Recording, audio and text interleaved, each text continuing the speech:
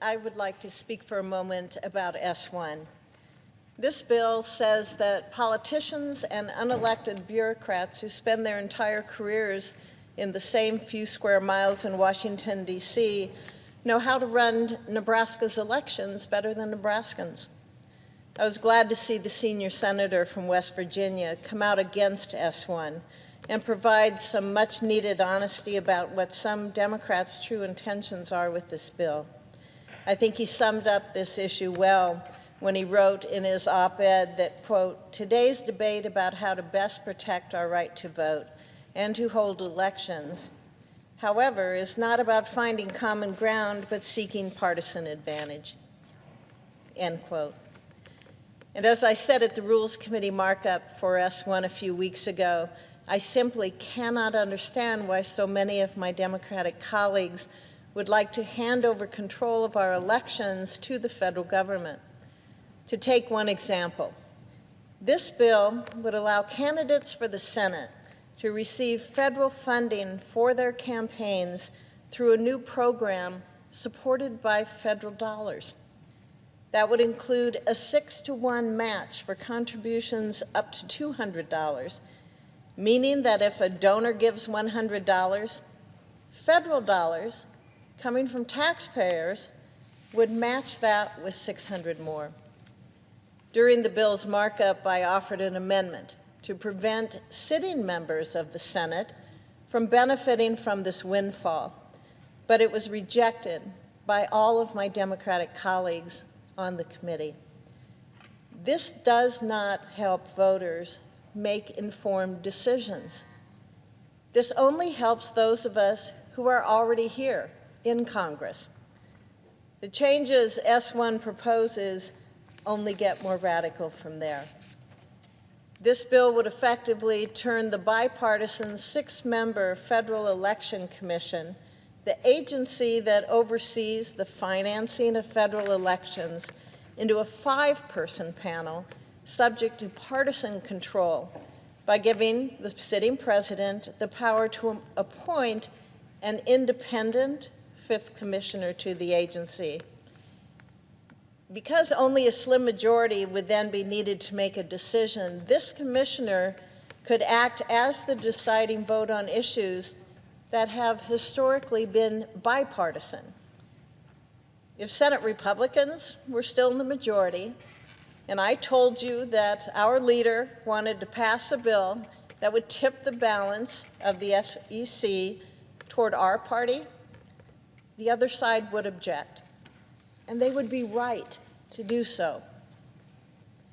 This commission must remain truly bipartisan, and that is done by having equal Democratic and Republican membership.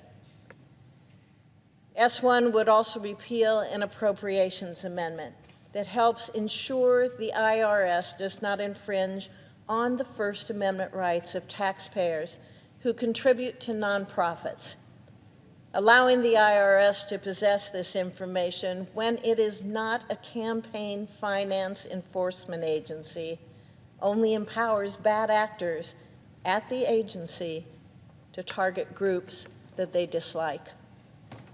This is especially problematic given the recent leak of sensitive taxpayer information and the IRS's history of targeting tax-exempt applicants solely based on their political leanings.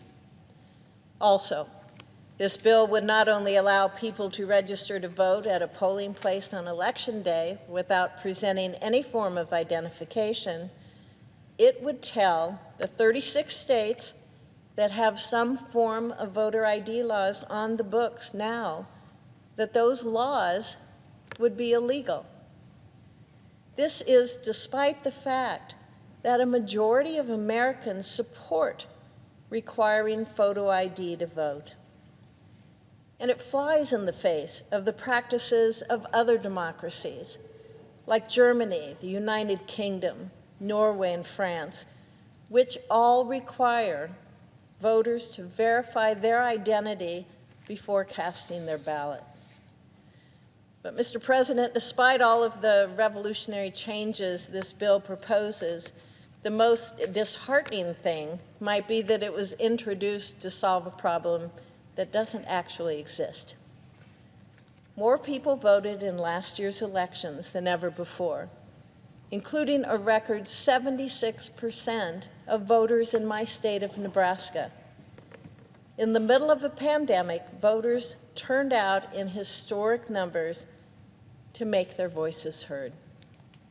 Defenders of this bill can't say that that turnout was an issue, so they have tried to scapegoat states like Georgia and Florida that have recently passed new election laws. President Biden went as far as to call Georgia's bill Jim Crow in the 21st century, before admitting that he was speaking about a very early draft, not the bill that actually became law. Reality gets in the way of that narrative. Georgia's bill is less restrictive than the laws of more liberal states like New York and Delaware.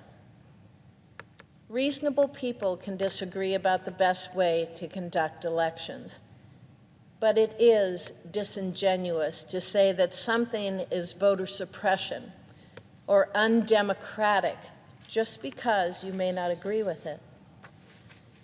I hope we can agree that we all want to make sure that every American voter is able to make their voice heard in our elections. To see that in action, you only have to look at states like Nebraska. We have been a no-excuse state for absentee and early voting for years, which means that anyone who has already provided an ID when they register to vote can vote by mail for any reason whatsoever. In fact, a bill that originally allowed for mail-in voting in Nebraska was the first bill I introduced and passed as a state legislature in 2005. Many other states go out of their way to make it easy to vote, regardless of which party is in power and regardless of whether they are red states or blue states. That is the beauty of the American system. Each state can do as it sees fit and respond to events like COVID-19 pandemic while still producing positive reforms. By keeping states free from federal mandates, we are allowing them to innovate and introduce the changes that work best for them. Washington, D.C. isn't what makes America great. Our 50 states, each with its own history and its own needs, are what make this country so unique. This bill jeopardizes that diversity, and it would do away with a system that works well and replace it with one that would be partisan, divisive, and frankly, chaotic. I think we would be making a terrible mistake if we pass S1 as it is currently written. Thank you, Mr. President. I yield the floor.